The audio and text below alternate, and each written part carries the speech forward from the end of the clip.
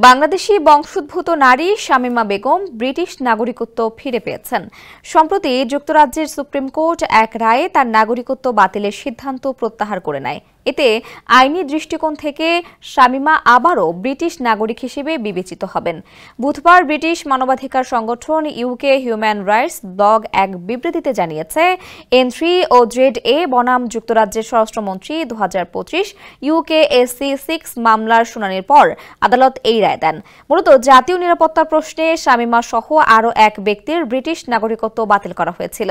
তবে আপিল বিভাগের দীর্ঘ শুনানির পর সুপ্রিম কোর্টের রায়ে বলা হয়, নাগরিকত্ব বাতিলের আদেশ প্রত্যাহারের ফলে তাদের ব্রিটিশ নাগরিকত্ব পুরো সময়ের জন্য কার্যকর থাকবে।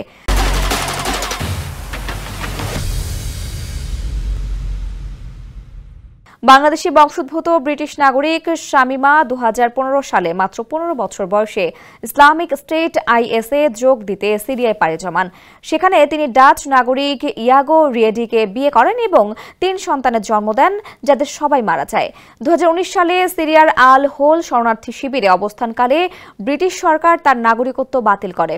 ব্রিটিশ সরকার দাবি করেছিল, শামীমার পিতৃসূত্রে বাংলাদেশের নাগরিকত্ব পাওয়ার সুযোগ থাকায় তাকে রাষ্ট্রহীন করা হয়নি। যদিও বাংলাদেশ সরকার তখন স্পষ্টভাবে জানিয়ে দেয়, শামীমার বাংলাদেশের নাগরিকত্ব নেই এবং তিনি দেশে প্রবেশ করতে পারবেন না। এরপর দীর্ঘ আইনি লড়াই শেষে ব্রিটিশ নাগরিকত্ব ফিরে পেলেন শামীমা।